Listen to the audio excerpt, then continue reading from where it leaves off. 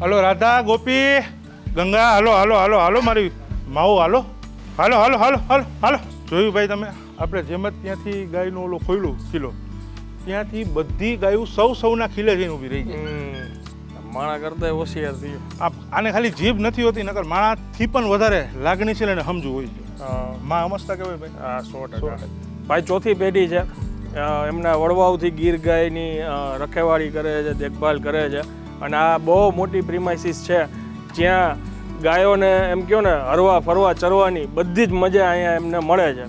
આ 7-8 વીઘા જે છે ને એટલી એની અંદર આપણે ખાલી અને ખાલી આપણા ઘોડા ગાયું એના માટે જ આપણે ઓર્ગેનિક રીતના બધી વસ્તુ ઉગાવીએ છીએ સિઝન વાઇઝ હોય અલગ અલગ ટોટલી આખા વાડીની અંદર ખેતી ઓર્ગેનિક. એનું કારણ હું તમને કહું સારી ગીર ગાય હોવાથી એનું દૂધ સારું નથી થઈ જતું. આજે ગીર ગાયના પેટની અંદર ઓર્ગેનિક વસ્તુ સારી વસ્તુ જશે તો એનું દૂધ ક્વોલિટી વાળું આવશે. ગીર ગાય તો અત્યારે બધા પાસે છે જાજા જણા ધંધોય કરે છે પણ આ તમે એને ઓર્ગેનિક નથી ખવડાવતા તો તમે કઈ રીતના આશા રાખો કે એના દૂધની અંદર કે એના દૂધથી તમે છાશ બનાવો માખણ બનાવો કે ઘી બનાવો એ ઓર્ગેનિક આવે. એટલે એને ઓર્ગેનિક ખવડાવવું જરૂરી છે અને આ જે ખાય એ એના દૂધમાં આવે એનું આપણે ઘી કરીએ. એ જ ઘી હું ખાઉં અને એ જ ઘી હું મારા કસ્ટમરને ખવડાવું છું.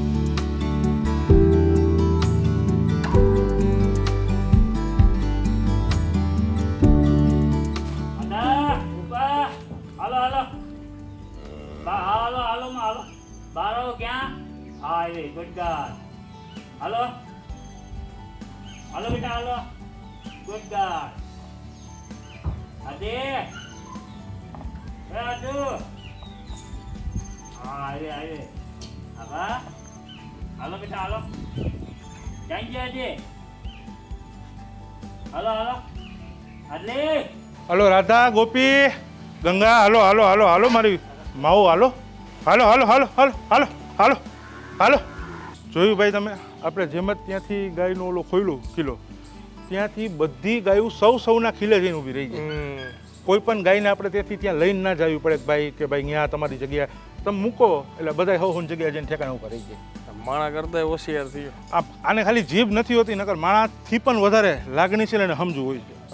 માં સમજતા કહેવાય ભાઈ હા 100%. હું અત્યારે છે ને ગીર હેરિટેજમાં આવ્યો છું અને પ્રાચીયાગર આ જગ્યા આવેલી છે અને ભાઈ ચોથી પેઢી છે એમના વડવાઓથી ગીર ગાયની રખેવાળી કરે છે દેખભાલ કરે છે અને આ બહુ મોટી પ્રિમાઇસીસ છે જ્યાં ગાયોને એમ કહો ને હરવા ફરવા ચરવાની બધી જ મજા અહીંયા એમને મળે છે.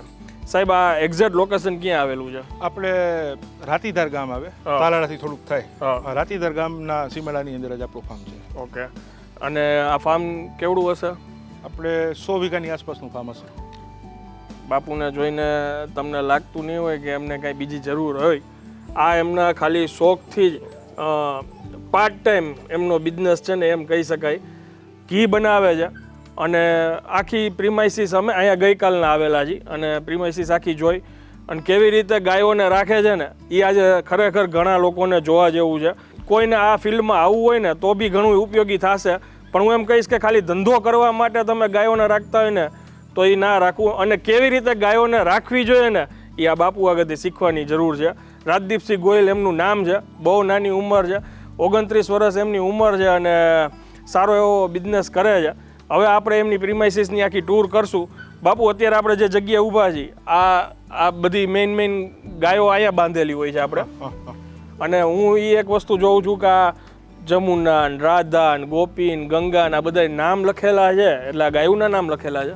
અમારી પાસે અમે ચોથી પેઢીથી એક જ અમારા દાદા મારા ફાધરના દાદા વખતનો જે વેલો આવેલો આવે ગીર ગાયનો એનો જ અમારે વેલો છે.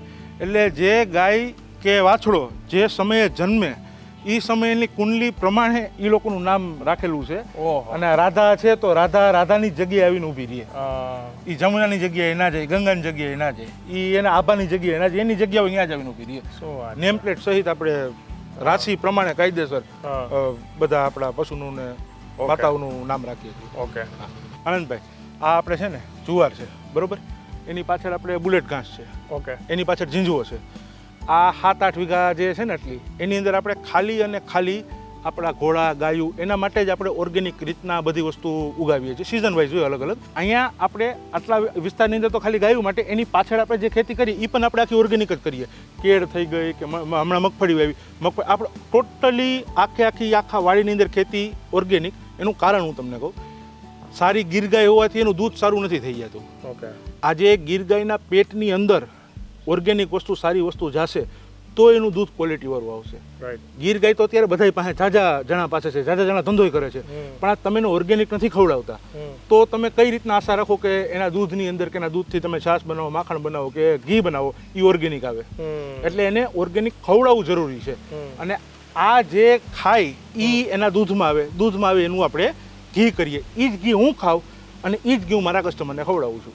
ઓકે. હા, આ પાછું ફરી કહું છું કે એવું નથી કે તમે લોકો અમે વાતું કરી છીએ. તમે તમારા એડ્રેસ એટલે પહેલાં કીધું કે તમે તમારા આ બાજુથી નીકળો તો બાપુની આ વાડીએ એકવાર તમારે રૂબરૂ ચક્કર મારવીને તમારે ખુદ જોઈ લેવાનું. અને આ જે આ મોટી પ્રિમાઇસીસ છે ને એનો એક ફાયદો એ છે, હરવા ફરવા ચરવા માટે મળે. માણસને એક જગ્યાએ બાંધી રાખ્યું હોય, રોજ એકને એક સમજી લો દાળ ઢોકળી ખવડાવી રાખે તો કેમ એ માઇન્ડ એનું ડિસ્ટર્બ હોય. અને એકને એક જગ્યાએ બેસાડી રાખ્યું હોય કે બાંધીને રાખ્યું હોય, થોડુંક એનું માઇન્ડ છે ને પ્રફુલ્લિત રહીએ હલનચલનથી, તો માઇન્ડ એનું સારું હોય, એ પોતે હેપી હોય, તો એ બધી વસ્તુઓ ઇફેક્ટ કરતી હોય છે દૂધની ક્વોલિટીમાં. આપણા કેટલની મેન્ટલ હેલ્થ સારી હોય તો સારું દૂધ આવે, વધારે આવે. એને અંદરથી એનું મન પ્રફુલ્લિત, તમે કીધું મન પ્રફુલ્લિત રહીએ તો એના દૂધની ક્વોલિટી તમને. હવે એકને એક ખીલે તમે આખો દી બાંધી હોય ને બિચારીકને ન્યા ને ન્યા તમે દૂધ દોઈ લો, ન્યા ને બધું તો નહીં. આપણે કેમ અહીંયા ખીલે પણ હોય, અંદર પણ ઘર છે, અહીંયા પણ ઓપન. હમણાં 2-3 વાગશે એટલે પાછું આપણે ફ્રી ગ્રેઝિંગમાં લઈ જશું એને, કે ઓપન ગ્રાઉન્ડમાં એની રીતે ચરે. એની રીતે. હા, એનાથી એનું મેન્ટલ હેલ્થ બહુ સરસ રહે અને એને મજા આવે, આનંદ આવે. જો આ તમે પ્રિમાઇસીસ જોવો છો ને, એ ગાયોને રહેવા માટે છે. ગીર છે એટલે દીપડાની એની બીક હોય એટલે સાંજના સમયે ગાયોને પછી અંદર રાખી હોય, પણ એને હવા ઉજાસ પ્રોપર મળી રહે ને એવી રીતના એમને વેન્ટિલેશનની વ્યવસ્થા કરેલી છે. બાકી તડકો વરસાદ એ પણ એને અહીંયા કાંઈ લાગે નહીં. બધું વ્યવસ્થિત સેટઅપ કરીને એ લોકો ધ્યાન રાખે છે. બાપુ આ ઘોડા છે, ઘોડી છે? આપણે બધી આ ઘોડી છે, ઘોડા અલગ બાંધીએ છીએ. અચ્છા. અને ગાયનું જેમ મેં આપને વાત કરી એમ ઘોડા પણ મારા ફાધરના દાદા વખતે આ ચોથી પેઢી અમે રાખીએ. વાહ. હા, અમને કાઠિયાવાડીનો વધારે શોખ પપ્પાજીને, એટલે અમારે લગભગ વધારે પડતી કાઠિયાવાડી ઘોડી બધી બ્રીડ કાઠિયાવાડી નહીં, એક આપણે મારવાડીએ છે પણ વધારે કાઠિયાવાડી. જો આ છે ને ભાઈ, આપણે માખણ છે, એ માખણમાંથી ઘી બનાવવાની પ્રોસેસ ચાલુ થઈ ગઈ છે. બરાબર. હવે આ પ્રોસેસ તો આગળની છે. એની પહેલાં કઈ રીતની પ્રોસેસ હોય કે પહેલાં આપણે દૂધ દોઈ લીધું, બરાબર, ગાય માતાજીનું. એટલે દૂધ દોઈ અને પછી એ થોડુંક સેતું હોય, એને થોડુંક ઠંડુ થઈ જવા દે. એ ઠંડુ થઈ જાય પછી આપણે એને અહીંયા જ ધીમી આંચ ઉપર ગરમ કરીએ છીએ. એને જેમ ગરમ કરીએ ને એટલે 2 કલાક 3 કલાક જેવું એને ફૂલ ઉકાળ આવતા થાય, ધીમી આંચ ઉપર તમે કરો ને ગરમ. હવે એ ગરમ થઈ ગયા પછી એને ઉતારીને એની રીતે ઠંડુ થઈ જવા દઈએ આપણે. એ જેમ ઠંડુ થઈ ગયું એક વખત, એના પછી એની અંદર આપણે મેરવણ નાખીએ. એ મેરવણ નખાઈ ગયું એના પછી એની અંદર પ્રોસેસ ચાલુ થઈ જાય દહીં થવાની. બરાબર.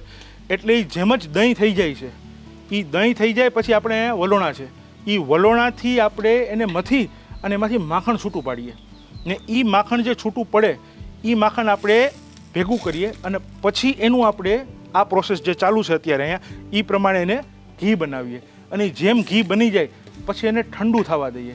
એ જેમ ઠંડુ થઈ જાય છે એ ઠંડુ થઈ ગયા પછી કાચની બરણીની અંદર આપણે ભરી અને ડાયરેક્ટ જે આપણા કસ્ટમરનો ઓર્ડર હોય સીધો આપણે એમના સુધી પહોંચાડી દઈએ છીએ. એક સવાલ છે બાપુ. હા. હવે આ 1 કિલો માખણ છે, હા, તો એના માટે અંદાજે કેટલા લીટર દૂધ જોઈએ? હવે એ જ એક મોટું પ્રશ્ન છે અત્યારે બજારમાં. અત્યારે કેવી પરિસ્થિતિ છે કે 1000 રૂપિયાનું ગીર ગાયનું ઘી મળે છે, 1500 રૂપિયાનું ગીર ગાયનું ઘી મળે છે, અને 5000નું મળે છે, 3000નું મળે છે. હવે 25 થી 30 લીટર દૂધ હોય ને ત્યારે તમારે 1 કિલો ઘી બને છે. ઓહો. 25 થી 30 લીટર ઘી જ્યારે દૂધ હોય ત્યારે એમાંથી 1 કિલો ઘી બને છે. હવે તમે બધા સિટીમાં રહ્યો છો તો તમે તમારા સિટીની અંદર એવું પૂછજો, ઓર્ગેનિક ગીર ગાયનું દૂધ તમારે લેવું છે તો એનો શું ભાવ છે. મેં જ્યાં સુધી જાણ કરી ત્યાં સુધી 80 રૂપિયાથી 300-350 રૂપિયા સુધી અત્યારે બજારની અંદર ઓર્ગેનિક ગીર ગાયનું દૂધ તમને મળે છે, જે A2 પ્રોટીનવાળું હોય છે. બરાબર. હવે આપણે એટલો કાંઈ મોટા આંકડામાં લખવા નથી, આપણે ખાલી 100 રૂપિયા લેખે લીટર દૂધનો હિસાબ કરીએ તો 2500 રૂપિયા તો એ દૂધના થઈ ગયા, બરોબર. હવે એમાંથી તમે માખણ બનાવો, પ્રોસેસ કરો, પેકેજિંગ કરો, કાચની બરણી કરો, એટલે તમે બધા હોશિયાર જ છો. એટલે તમને બધાને વધારે મારા કરતાં ખ્યાલ આવતો હશે કે બજારમાં જે 1000-1500નું ઘી મળે છે અને 3000નું 5000નું ઘી મળે, આપણા શરીર માટે કયું સારું એ તમને વધારે ખ્યાલ પડે. અને આ જે આપણે પ્રોસેસથી ઘી બનાવીએ છીએ, આ પ્રોસેસ કેવી છે કે આપણા બાપ દાદા, એમના દાદા, જે આપણા વડવાઓ હતા, એ જે મેથડથી ઘી બનાવતા એને બિલોના મેથડ કહેવાય. અત્યારે સિટીની અંદર તર કાઢીને ઘી બનાવી લે છે, પછી અમુક જગ્યાએ મેં જોયું છે મરચાં કાપીને દૂધ જમાવી દે છે, એનું ઘી ખાય છે. પણ અસલી ઘી કે આની અંદર દૂધના પૂરતા ન્યુટ્રિશન આવે અને તમારા ઘી જે ખાવ તમે, એ ઘીની અંદર પ્રોપર દૂધના જે ન્યુટ્રિશન આવે છે આ મેથડથી આવે છે. ના કે અત્યારે તર કાઢીને તમે જે દૂધની તર કાઢીને જે તમે ઘી બનાવો ને, એ ખરાબ નથી હોતું, પણ ન્યુટ્રિશન પૂરા આમાં મળે છે. સાહેબ, આ કોઈને ઘી જોતું હોય હા તો કેવી રીતે મંગાવી શકે? જો આપણે બે રીતના તમે આ ઘીનો ઓર્ડર કરી શકો. એક આપણી વેબસાઇટ છે www.girheritage.com, એના ઉપર પણ તમે ડાયરેક્ટ ઓર્ડર કરી શકો, અથવા મારો ફોન નંબર છે. મારા ફોન નંબર ઉપર તમે મને ઓર્ડર કરો એટલે વિધિન 3 to 4 ડેઝ તમારી ઘરે પહોંચી જાય ગુજરાતની અંદર. આઉટ ઓફ ગુજરાત જે ટાઈમ લાગે છે. પ્લસ તમે જે વેબસાઇટમાંથી ઓર્ડર કરો છો એમાં 2-5 દિવસનું આગળ પાછળ થાય છે. ઓકે. હાજી. અને આપણે કઈ કઈ જગ્યાએ સપ્લાય કરી છે? ઇન્ડિયામાં બધી જ જગ્યાએ? ઓલ ઓવર ઇન્ડિયાની અંદર તો આપણે સપ્લાય કરીએ જ છીએ. આપણે આઉટ ઓફ ઇન્ડિયા પણ 6 કન્ટ્રીઝમાં મોકલીએ છીએ. શું વાત છે? ક્યાં ક્યાં? આપણે યુએસએ મોકલીએ છીએ, પછી યુરોપમાં જર્મની, પછી ઓસ્ટ્રેલિયા, કેનેડા, સાઉદી, બધી જગ્યાએ આપણું ઘી જાય છે. હાય ભાઈ, શું વાત છે. હાજી. આઈ થિંક આ વિડીયોમાં તમને બધી જ માહિતી પૂરતી મળી ગઈ છે. ખરેખર કોઈને ઓરિજિનલ ઓર્ગેનિક ગીર ગાયનું ઘી જોતું હોય તો સ્ક્રીન ઉપર સાહેબનો નંબર લખાઈને આવે છે અને વેબસાઇટ બી લખાઈને આવે છે. અત્યારે જ આ માહિતીને વધુમાં વધુ શેર કરો અને કમેન્ટ કરીને જરૂરથી જણાવજો કે આ વિડીયો તમને કેવો લાગ્યો. મળીએ હવે નેક્સ્ટ વિડીયોમાં. ત્યાં સુધી જય હિન્દ, જય ભારત.